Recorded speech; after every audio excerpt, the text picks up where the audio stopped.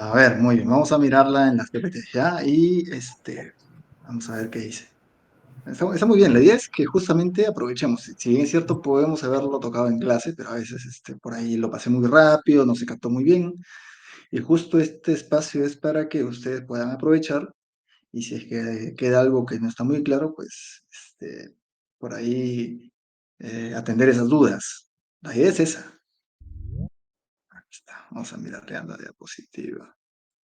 A ver, y les debo las diapositivas, creo que no se las he pasado. Les tengo que pasar las diapositivas también, pero vamos a mirar ahora esto. Muy bien. ¿Dónde estamos? Ya. A ver, voy a empezar a compartir mi pantalla para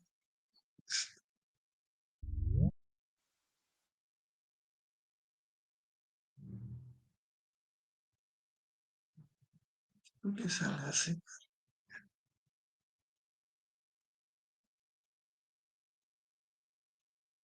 Ujú.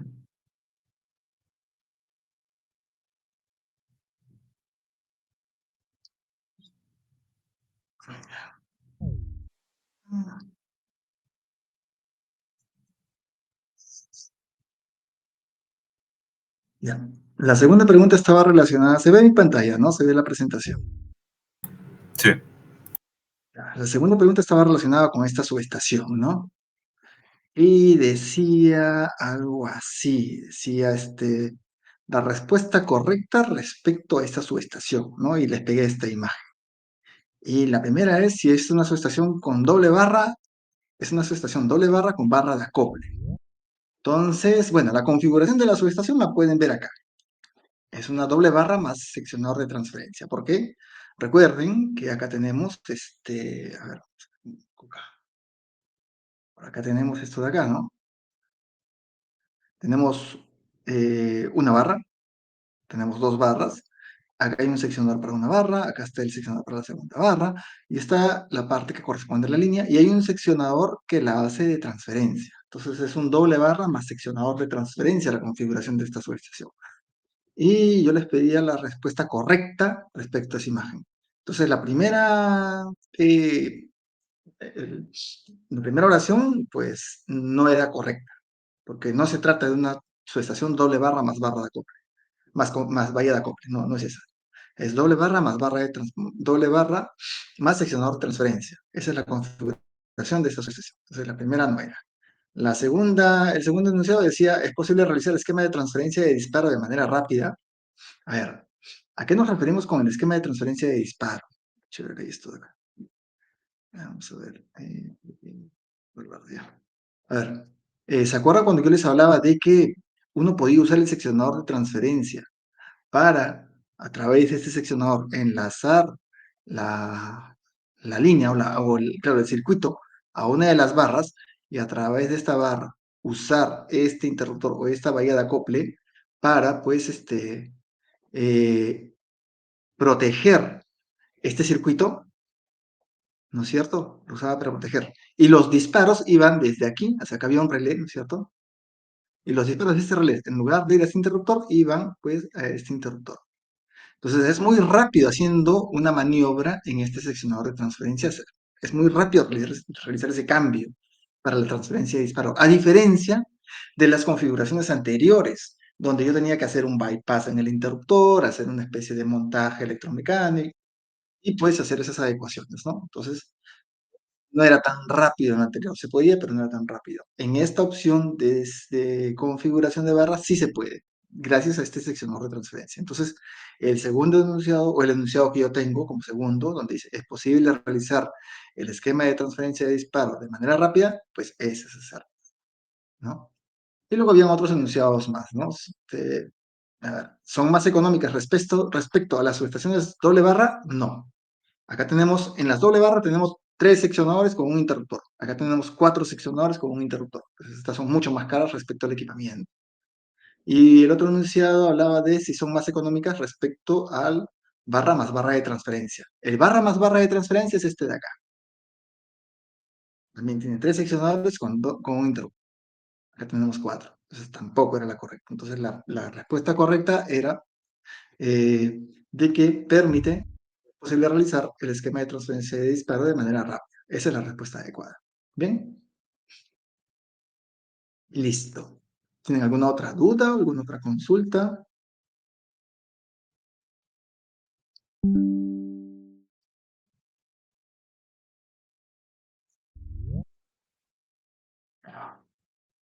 Bueno, entonces vamos a continuar, ¿ya? Vamos a continuar con lo que queda. Hemos terminado el módulo 1 de este curso. Entonces, esto ya está. El módulo de introducción y conceptos generales. O sea, ya entendemos qué son subestaciones. Ya debemos tener claro también los equipos de patio. O sea, ya sabemos qué es un interruptor, sabemos qué tipos de interruptores hay, sabemos qué son seccionadores, qué son transformadores de medida, radios, etc. Ya sabemos, digamos, al menos ya sabemos ubicarnos en una subestación. Ya sabemos qué son configuraciones de barras, todo eso. Ya podemos ubicarnos en una subestación. ¿No? Ahora vamos a entrar un poco al dimensionamiento de la subestación. Y creo que hablamos algo en la semana pasada. Esto es el módulo 2. Vamos a ver aislamiento, que creo que ya lo miramos un poquito en la semana anterior. Y vamos a ver distancias de seguridad. ¿Sí? Entonces, aislamiento está muy relacionado a distancias, y distancias obviamente aislamiento. Lo primero que se define en una subestación, a ver, son dos cosas.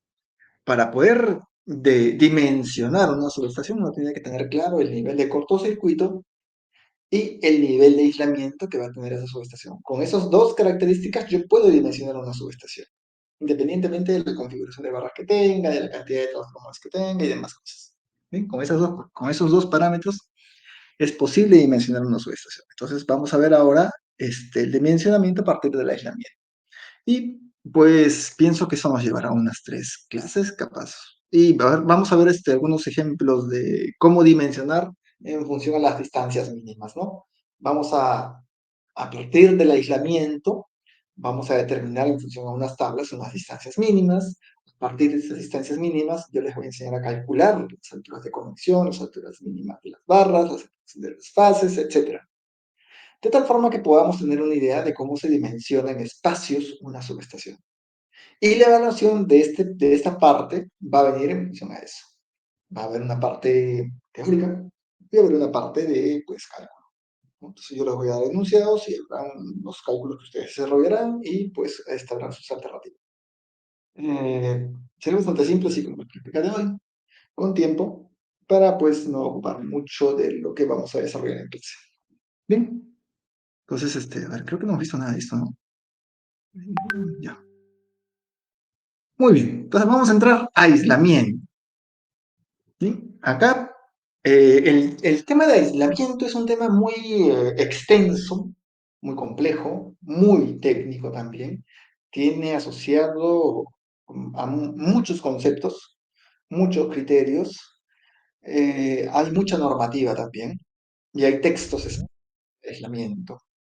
A ver, eh, no recuerdo, pero me parece que yo les hablé de dos normativas, normativa americana y normativa europea, ¿no? La normativa americana es la normativa ANSI, la normativa europea es la normativa IS. Bien, entonces para aislamiento, pues es distinto dimensionar un equipo con aislamiento IS a un equipo con aislamiento ANSI. Sin embargo, ahora los equipos, pues los fabricantes te diseñan los equipos para que puedan cumplir las dos normativas. Así que ese lado no hay mucha complicación. Sin embargo, en el tema de distancias, dimensionamiento, etcétera, pues ese es es distinto el tema, ¿no?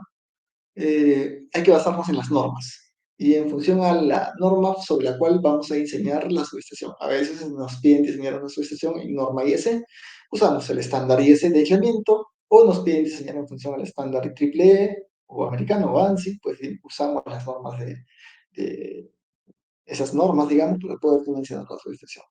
Y muy aparte tenemos libros especializados, ¿no? Hay libros que hablan mucho de aislamiento, simulaciones, criterios, etc. El aislamiento está muy relacionado también a probabilidades, ¿sí? Hay que tener mucho en cuenta las probabilidades, el riesgo que uno asume, eh, de que un equipo pueda fallar por aislamiento, eso digamos es muy importante. Las tasas de falla que uno asume para dimensionar ciertas instalaciones, eso también es parte importante del aislamiento. La misma, en el caso de, a ver, yo sé que cursos de subestaciones, sí, pero me pueden preguntar sobre aislamiento en líneas también, sin ningún problema les puedo ayudar. Por ejemplo, en el aislamiento en líneas, pues uno tiene que tener en cuenta mucho el comportamiento de la puesta a tierra, el comportamiento de la cadena de eslabones. A veces no es lo mismo el comportamiento de los elementos a, a impulsos, digamos, o tensiones muy elevadas del tipo frecuencia industrial, del tipo maniobra, del tipo rayo. A ver, les estoy hablando un poquito de los tipos de sobretensiones que vamos a mirar dentro de estos conceptos, ¿sí? Vamos a hablar de sobretensiones, tipos de sobretensiones, que básicamente que las puede generar, comportamiento, qué las caracteriza estas sobretensiones y cómo es que el material se puede comportar ante este tipo de perturbaciones. Bien. Eh, a ver, la norma de aislamiento en IS es esta de acá. Bien, es esta de acá. No recuerdo si es que esta es la última, creo que no es la última. ¿Ya? No recuerdo bien si es la última, pero la del año me parece que está por actualizarse. Creo que está en el año 2000. Es 22, no sé, no estoy seguro. Pero se ha actualizado. Sí, uno puede ingresar a internet y puede encontrar el año, digamos, de la última versión de estas normas. Entonces, en IS tenemos la norma 671. Hay 5 partes esta norma. Yo solo he pegado la parte 1 y la parte 2 acá. Pero hay 5 partes. La primera parte, que es esta de acá, que es esta, es de conceptos generales, ¿sí? Es de criterios, de definiciones. Voy a cambiar el color del es de definiciones, es de criterios, conceptos, definen algunas formulaciones, si no me equivoco, y dan, digamos, un alcance general del aislamiento en función a la tensión nominal. Bien, nos dicen en esta norma, o en esta parte de la norma, nos dicen qué es aislamiento, qué son sobretensiones, qué son soportabilidades, entre otros. ¿Sí? Me parece, no recuerdo bien si es que habla de distancias, no estoy seguro. Es una norma, como les dije, de reglas, definiciones y conceptos. Esta primera parte. Luego tenemos la parte 2. ¿Bien? La parte 2 ya es una parte más aplicativa de la norma IS. ¿Bien? Acá nos enseñan a cómo dimensionar el aislamiento en función a las sobretensiones que se puedan presentar en el sistema. Es decir, a ver, voy a hacer una especie de analogía, ¿ya? Con lo más simple. Cuando yo hago un estudio de cortocircuito, por ejemplo, la idea de hacer un estudio de cortocircuito es saber el nivel de cortocircuito de mi sistema eléctrico, ¿no? Entonces, si mi estudio de cortocircuito me dice que el nivel de cortocircuito, no sé, proyectado, lo que quieran, es alrededor de, por decir cualquier número, ¿sí? 12, 13 kiloamperios, entonces yo voy a dimensionar mis equipos para, pues, 20 kiloamperios, 25 kiloamperios, de tal forma que mis equipos puedan soportar el nivel de cortocircuito que se pueda provocar en el sistema eléctrico. En aislamiento es lo mismo. En aislamiento, la idea es seleccionar una soportabilidad ante sobretensiones de distintos tipos para que las sobretensiones que aparezcan en el sistema pues estén por debajo de las soportabilidades de mis equipos. ¿Se entiende el concepto? Sí. Ahí están cualquier cosa, chicos. Bueno, yo al menos pienso que esta parte, digamos, de aislamiento es un poco más difícil de entender. Así que sí. Pues, si es, o algo no queda claro, pues con toda confianza me dice. ¿Sí? Muy bien. Entonces, a ver, en cortocircuito, por ejemplo, yo solo tengo un tipo de cortocircuito, ¿no? Y si me equivoco, pues ustedes me corrigen. Yo me refiero a, pues, a ver, para entenderlo bien, yo tengo cortocircuito trifásico, monofásico, bifásico, difásico tierra, etc. Sin embargo, el nivel de cortocircuito es uno solo, para poder atender todos estos eventos que pueden aparecer en el sistema eléctrico, ¿no? Si bien mi cortocircuito, vamos a ponerle números, ¿ya? Si mi cortocircuito monofásico en el sistema es, por decir algo, ¿ya? 11 kiloamperios, el bifásico es de 12 kiloamperios, trifásico es de 12 kiloamperios también. Entonces, yo voy a decir que, pues, mis equipos pueden ser dimensionados para 20 kiloamperios, ¿de acuerdo? En aislamiento, pues, yo tengo no una sola característica del equipo ante cortocircuito, sino que tengo dos o tres características, usualmente. Típicamente son dos, ¿bien? Entonces, hay una soportabilidad a frecuencia industrial, porque es un tipo de perturbación de tensión. Hay una soportabilidad a maniobra, porque es un tipo también de perturbación distinta a la frecuencia industrial. Y hay una soportabilidad a impulso tipo rayo, porque es distinto. Son distintas características. Entonces el aislamiento se comporta distinto ante diferentes perturbaciones. Y el equipo tiene que estar preparado para poder soportar las tres, o dos, digamos, de estas, ¿no? Usualmente típicamente son dos, con dos es suficiente. Bien, acá vamos a ver, creo que el tema de las gamas de niveles de tensión en materiales y equipos. Bien, entonces la norma IS, la 671 parte 2, me habla de cómo poder seleccionar el aislamiento en función, pues, o me habla de todo el proceso necesario para poder seleccionar el aislamiento de un equipo. Entonces ahí tengo que ver, pues, formulaciones, hay criterios, hay cálculos, hay algo de estadística, considera, por ejemplo, eh, el riesgo de pérdida o de fallas por aislamiento en las líneas, considera el riesgo que yo acepte como diseñador para mi subestación, por eso que les hablaba de probabilidades también, hay un riesgo que uno acepta como diseñador. Eh, qué más hay acá? Considera el uso de pararrayos o no, por ejemplo. Ahora, esta norma es general, ¿eh? Esta norma es aplicable tanto para líneas como para subestaciones. ¿Sí? Entonces, si es que ustedes han visto líneas y yo entiendo que hacen el cálculo de aislamiento de otra forma, pues sería interesante que le dieran una mirada a estas normas y vean cómo pueden aplicarlas para el aislamiento de líneas. Por ejemplo, en mi caso, yo cuando desarrollo proyectos de líneas, los hago con esta forma. Sigo el procedimiento de la norma. Esa norma es general. Bien, y ya yéndonos al lado de la IEEE, tenemos también unas normas IEEE divididas más o menos en lo que, de forma similar a la norma IS. Tenemos la norma 1313, este es ANSI y IEEE. 1313, ¿sí? Estas creo que no han tenido actualizaciones. Ahora no las he visto, no sé si son las mismas, parece que sí. Bien, pero hay una primera parte de definiciones, términos, etcétera, y hay una segunda parte de formulaciones, de aplicación de la norma. Ah, cierto, cierto, me olvidaba de algo, por ejemplo. Yo les había hablado de que la norma IS tiene hasta 5 partes, ¿no? Son 5. Bien, les hablaba de la primera y de la segunda. Hay una tercera parte que creo que habla de aislamiento en corriente continua, hay una cuarta parte que no recuerdo bien de qué es exactamente, pero hay una quinta parte que habla de simulaciones. Por ejemplo, algo que ahora se está haciendo mucho más que antes, por ejemplo, es que las líneas, usualmente en el Perú o en zonas altoandinas, son propensas a recibir descargas atmosféricas, aún así tengan cables de guarda.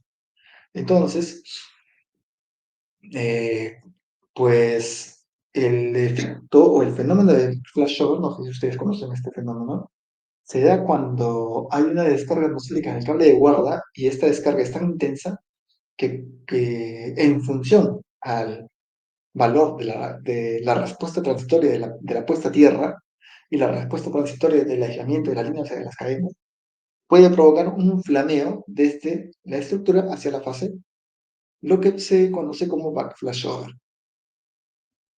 Bien, entonces, este fenómeno está muy relacionado al aislamiento de las estaciones.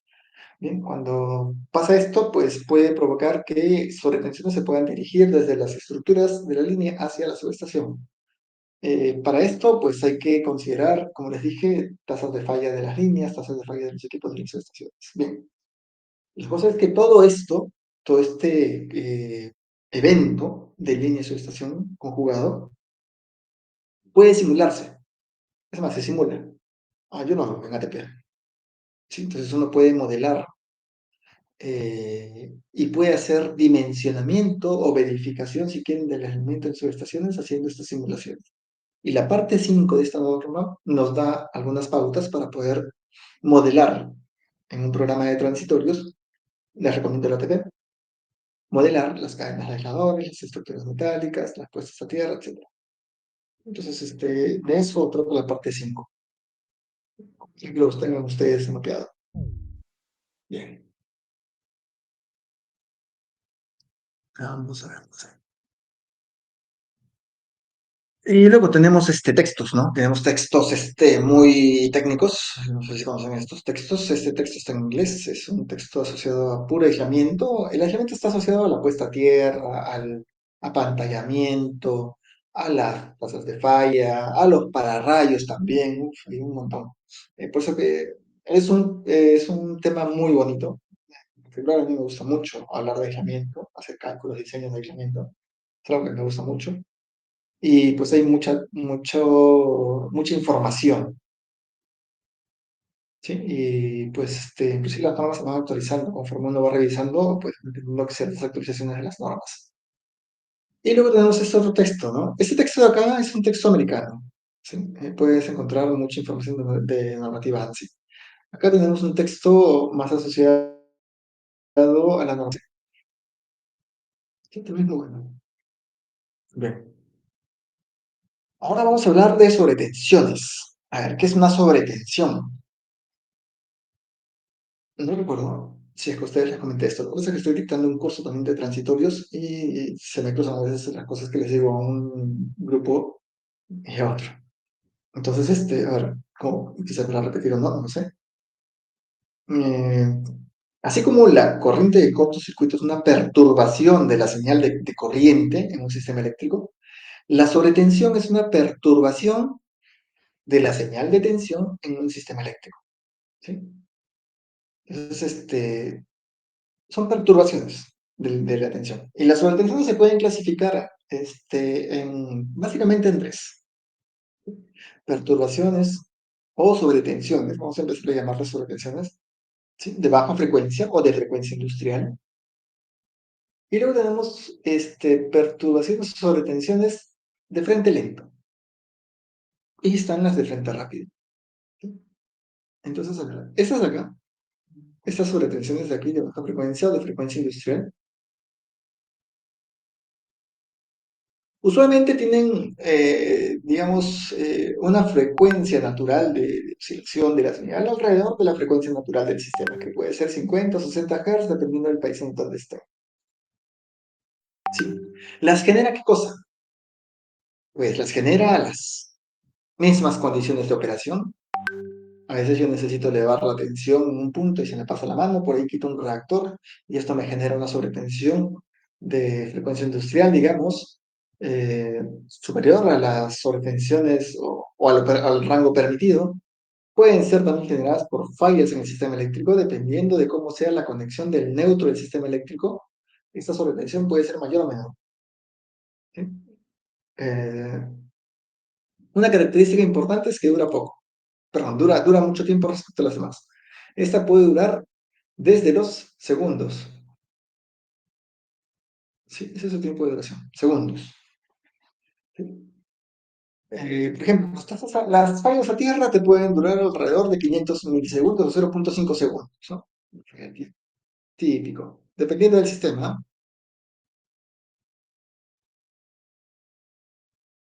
0.5 segundos. Después, un deslastre de carga o, no sé, quiero carga y por ahí se eleva la tensión del sistema. El deslastre de carga puede durar alrededor de 5 o 10 segundos.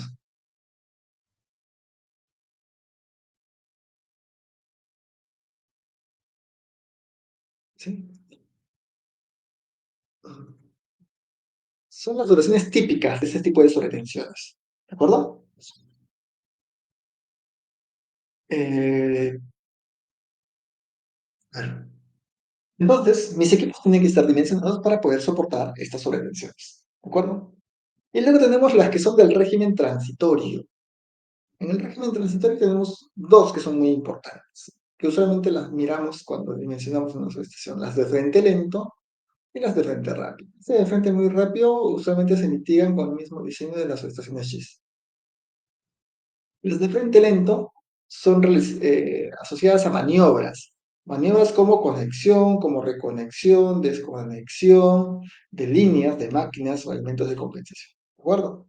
Yo quiero realizar algún ingreso, por ejemplo, de alguna línea, pues eso me genera una sobretensión de frente lento, la maniobra. Quiero hacer una reconexión de alguna línea, pues me genera una sobretensión. Estos, estas sobretensiones tienen muy pocos segundos de duración, ¿sí? Es de baja duración, ¿de acuerdo? Duración por lo menos de, pues, alrededor de 20 milisegundos, o ya estamos hablando de los microsegundos, ¿ah? Sí, tienen duraciones muy cortas. Y luego están las de frente muy rápido. Estas solamente están asociadas a descargas atmosféricas,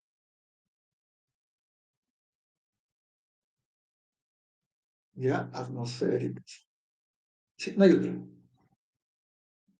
Y tienen tiempos de duración muy baja duración. Sin embargo, otra característica es que tienen una amplitud muy alta.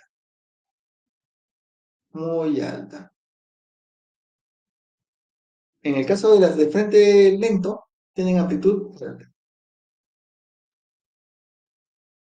Y las de frecuencia industrial, amplitud baja. Bien extraño, ¿no? Las de frecuencia industrial tienen mucha duración, pero amplitud baja. Las de tipo maniobra tienen corta duración, pero amplitud alta. Y las de transitorias de frente rápido de tipo rayo, pues tienen muy corta duración, pero muy alta amplitud. Sus tiempos de duración, por ejemplo, están en el orden de los 30 microsegundos, 300 microsegundos, como máximo, ¿ah? Mucho inclusive. Sí, son muy rápidas estas. A veces los eventos en 500, en 100 milisegundos ya terminan. 100 microsegundos, perdón, ya terminan. Sí, entonces, las de frente, a ver, entonces, haciendo un repaso, las de frecuencia industrial están alrededor de los segundos hacia arriba, ¿no? 0.1, 0.2 hacia arriba. Las de frente lento están en el orden de los milisegundos, muy pocos milisegundos, ¿no? Y las de frente rápido, pues están en el orden de los microsegundos. Muy pocas, muy cortas duraciones. Otra característica importante, que es asociada a lo que yo les estoy comentando ahora, ¿no?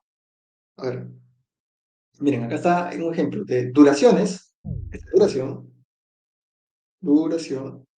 del himno, ¿no? Y aquí está la amplitud. Entonces, es lo que les estaba comentando hace rato. Las asociadas al frente lenta, perdón, estas son sobretensiones temporales. Temporales. Bien. Acá están las de maniobra. Maniobra. Esas son sobretensiones, ¿sí? Y acá están las de radio. Bien. Entonces, nótese que las sobretensiones temporales duran mucho, ¿no? Duran mucho. No. Bien. Inclusive acá son, ese tiempo es en segundos, ¿ah? Segundos. Entonces las de temporales pues duran alrededor de los segundos o cientos de milisegundos, ¿no? Entonces tienen duraciones largas, pero pues amplitudes bastante bajas, ¿no? Miren, como se puede ver acá, amplitudes bajas. Y las de maniobra tienen menos duración, ¿no? Acá estamos en el orden de los cuánto. Esto es 10 milisegundos, muy poca duración, ¿no? Acá estamos en 0.1 milisegundo. Y acá estamos en un microsegundo. Vamos a poner en microsegundos estos de acá, ¿ya? Acá estamos en 100 microsegundos. Bien, entonces las de maniobra pues tienen duraciones de hasta 10 milisegundos. 10, 20, 30, 50, hasta 500 milisegundos, perdón. exageran, siempre tienen ese tipo de amplitud o de trabajo, de duración, de este tipo de sobretensiones de maniobra. Y son mucho más elevadas respecto a las temporales. Y las de rayo son mucho más cortitas, ¿no? Son mucho más cortitas, pero son mucho más elevadas, ¿no? Una amplitud mucho mayor. Entonces, el aislamiento, el material, el equipo, tiene que estar dimensionado para poder soportar estas sobretensiones. Y de ahí nace el concepto siguiente. A ver, tenemos por un lado sobretensiones,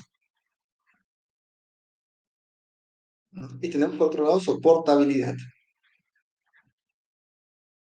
Apuntan esto, ¿no? La sobretensión es la perturbación que aparece en el sistema.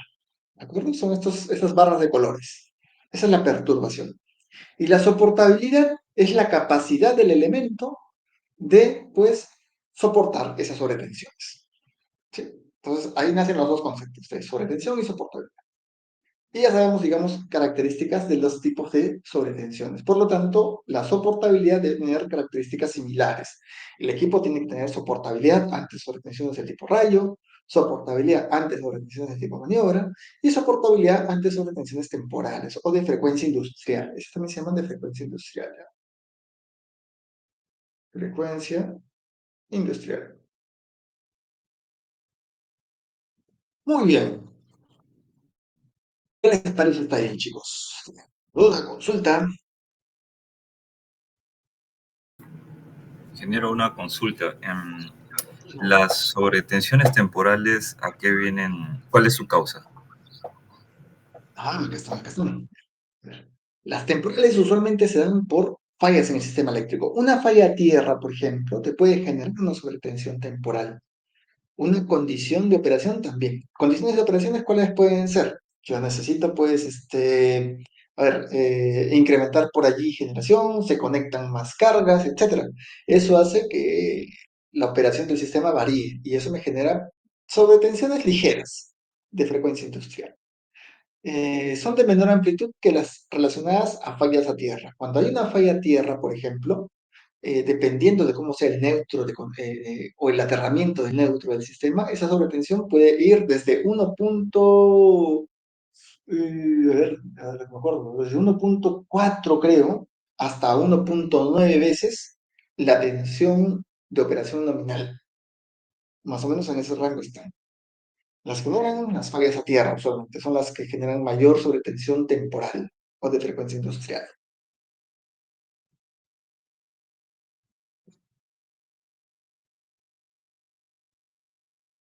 ¿Se quedó un poco claro o algo que todavía está ahí como para comentar un poco más? No, sí, está claro. Ya, muy bien. Entonces, ahora vamos a mirar un poquito otro elemento que nos ayuda, digamos, a entender y sirve como elemento de mitigación de la sobretensión, ¿sí? Que son los pararrayos. Y vamos a entrar a una parte muy inicial de lo que es pararrayos y nos vamos a quedar allí, ¿sí? A ver, ¿por qué nacen los pararrayos? ¿Cuál es la necesidad de emplear pararrayos? A ver, vamos a mirar esta gráfica un ratito, ¿sí? Tenemos este tipo de sobretensiones, ¿de acuerdo? Las temporales, ¿no? Y es de baja frecuencia. Y luego tenemos las que son de tipo transitorio, ¿no? Para estas temporales, donde los tiempos de duración van desde el orden de los milisegundos hasta el orden de los segundos, y acá tenemos desde el orden de los microsegundos hasta el orden de los milisegundos, ¿no? A ver, ¿cómo es que funcionan los relés? ¿Ustedes creen que los relés puedan operar tan rápido como una sobretensión del tipo rayo o de maniobra, de tal forma que puedan proteger, liberar, aislar, lo que sea, el equipamiento, para que esta sobretensión no perjudique el equipamiento, o sea, puedan actuar de manera tan rápida, puedan actuar de los microsegundos o muy pocos milisegundos? Es muy difícil, ¿no? Entonces los relés no pueden, digamos, proteger contra este tipo de perturbaciones del tipo rayo o del tipo maniobra. Sin embargo, la operación pues nos pueden proteger contra las sobretensiones temporales, estos de larga duración, pues estas sobretensiones están en el orden de de los milisegundos o segundos. Entonces un relé pues actúa en los cuantos, en los 4, 5, 6 ciclos, eso estamos hablando de los 100 milisegundos, 200 milisegundos, ¿no? Entonces, y los ajustes inclusive por sobretensiones están en el orden de los segundos, 10 segundos, si no me equivoco. Entonces, los relés sirven y actúan y trabajan bien para proteger el equipo ante sobretensiones temporales, pero no sirven para proteger el equipo ante sobretensiones del tipo rayo, del tipo maniobra, porque estas son demasiado rápidas, son muy veloces y les ganan a los relés. Para eso se creó el pararrayos. El pararrayos nos protege contra esta parte que los relés no nos protegen. ¿Bien? Entonces, el pararrayos es un elemento no metálico, es un elemento que tiene una impedancia variable, ¿sí? Esta impedancia, pues, es una impedancia no lineal que tiene un comportamiento dependiendo de la sobretensión que el pararrayos esté mirando entre bordes, ¿bien? Entonces, es un elemento que nos protege contra sobretensiones, no contra todos, no contra todas las sobretensiones que ya conocemos, solo con las de tipo maniobra y con las de tipo rayo. Esto hay que grabarnos bien. Si un pararrayo no actuase ante las retenciones temporales, ese pararrayos tendría problemas de energía. ¿Sí? Estaría mal, podría ser mal seleccionado si es que actuase ante las retenciones del tipo temporal. Entonces, acá entra mucho a tallar la selección de pararrayos. Entonces, hay que escoger muy adecuadamente los pararrayos. ¿Qué es lo que hacen los pararrayos? Pues nos limitan este tipo de sobretensiones, limitan las sobretensiones. Como las limitan, los pararrays tienen unas características y dentro de ellas están las características de tensiones residuales. Es decir, cuando un pararrayo ve una sobretensión, pues dependiendo del tipo de sobretensión, si es maniobra o rayo, pues limita o corta esa onda de sobretensión, maniobra o rayo, a su tensión residual. Es decir, para hacer un pequeño dibujo acá, si yo tengo por acá una sobretensión de tipo rayo, por acá yo tengo un pararrayos aquí, el pararrayos lo que va a hacer es cortar esta banda. Todo esto lo corto. Y este valor queda como tensión residual de pararrayos. ¿Sí? Esa es la función de los pararrayos. No operan ante sobretensiones temporales. ¿Sí? No van a operar nunca. No deberían operar ante sobretensiones temporales. Y los pararrayos, pues, hay de diferentes tipos, ¿no? Creo que les había comentado esto cuando vimos un poquito del equipamiento, ¿no? Hay pararrayos este, de, con el housing, el envolvente el polimérico, el envolvente de porcelana, pues están formados por pastillas de óxido metálico. eh, Como pueden ver, pueden ser para subestaciones o para líneas. Hay distintas clases, hay 5 clases de pararrayos, y están conformados básicamente por terminales, aisladores. Si es, digamos, un pararrayos de porcelana, va a tener válvulas de sobrepresión. Si es un pararrayos polimérico, no tienen válvulas de sobrepresión, tienen contadores de energía. Y en el caso de los pararrayos de línea, hay un elemento adicional que se coloca, que es es un desconectador, una cosa así. Es un elemento que desconecta el pararrayos ante un evento que pues haga que haya un cortocircuito o una falla en el equipo, ¿no? Y lo desconecta de la red.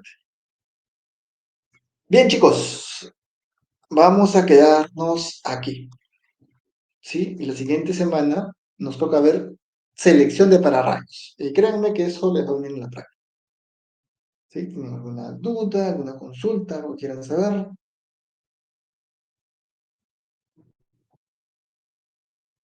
Pues, no, claro. Repito todo otra vez. A ver.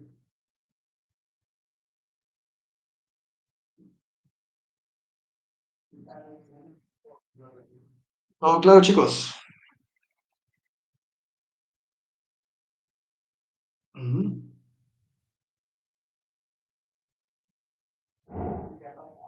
Listo. Entonces, vamos a dejar aquí la clase de hoy. Ha sido un gusto nuevamente y disculpas otra vez por el que se me pasó la hora. Voy a tener un poco más de cuidado igual. La alarma porque esto del cambio de horario me complicó hoy día. No, no pensé. Pero bueno, Ya nos vemos la siguiente semana entonces, ¿sí? Cuídense, que disfruten su domingo. Hasta luego. Gracias, ingeniero. Hasta luego. Hasta luego.